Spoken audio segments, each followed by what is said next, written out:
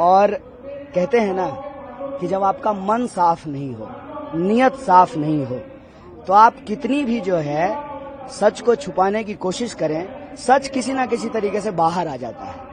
मसलन कि चुनाव आयोग पिछले कई महीनों से कह रही है कि वोटर लिस्ट में कोई गड़बड़ी नहीं है, एकदम टकाटक है वोटर लिस्ट, कोई दिक्कत नहीं है। जब नेता प्रतिपक्ष कह रहे हैं कि गड़बड़ी है और आप जांच कीजिए, अगर आप नहीं जांच कर सकते हैं तो हमको डेटा दे दीजिए, हम जांच कर लेंगे।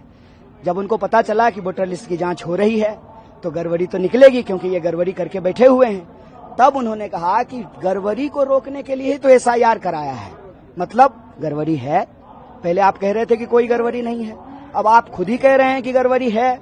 तो गड़बड़ी यदि है तो गड़बड़ी को जो है आपको ठीक करना पड़ेगा।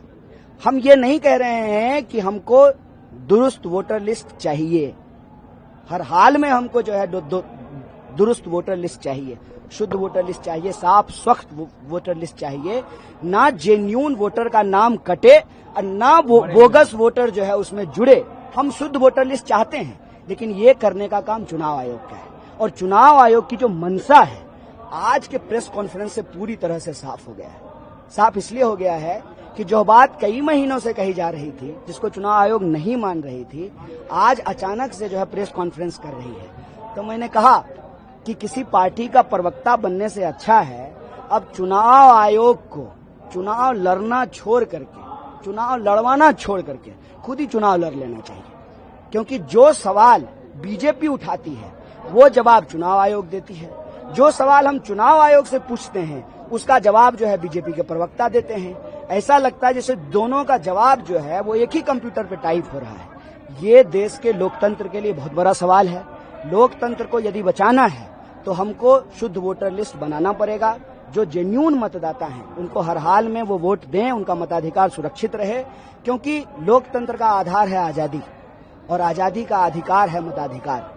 जो आधार ही जब नहीं बचेगा तो फिर आजादी भी नहीं बचेगी। इसीलिए नेता प्रतिपक्ष राहुल गांधी जी ने कहा है वोट चोरी से आजादी। अगर ईमानदारी की सरकार ही नहीं बनेगी तो फिर रोजी रोजगार, शिक्षा, स्वास्थ्य, लॉ एंड ऑर्डर, तमाम गारंटियां, माँ बहन योजना, वो सब चीजें कैसे लागू होगी। कन्हैया जी, एक यात्रा प्रशांत किशोर भी पूरे बिहार में कर रहे हैं। क्या लगता है कि क्या ये तमाम जो चीजें हैं, जो यात्रा शुरुआत होगी, इसका कुछ राजनीतिक फायदा या मजबूरी थी, इस वजह से इस यात्रा की शुरुआत कर रहे हैं आप लोग? यह देश यात्राओं का देश है। इसी साल हमने जो है पलायन रोको नौकरी दो यात्रा की। इससे पहले जो है जब लोकसभा का चुनाव था उससे पहले, चुनाव से पहले, चुनाव के वक्त नहीं, भारत जोड़ो न्याय यात्रा हुई। उससे पहले जो है भारत जोड़ो यात्रा हुई। बिहार में मैं स्वयं जो है जनगण मन यात्रा कर चुका हूँ, सीए जब लागू कर रही थी सरकार। तो ये यात्राओं का देश है, यात्राएं करती रहनी चाहिए। और यात्रा सिर्फ चुनावी नहीं होता है।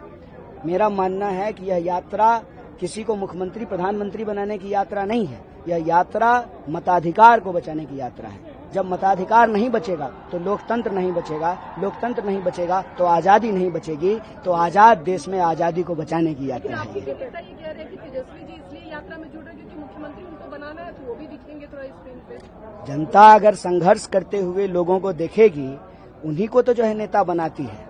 अब बताइए कि आप संघर्ष कर रहे हैं, माइक लेकर के घूम घूम के रिपोर्टिंग कर रहे हैं, तभी तो जो है आज आप पत्रकार हैं, कल एडिटर हो जाएंगे, परसों जो है आप चैनल के मालिक हो जाएंगे।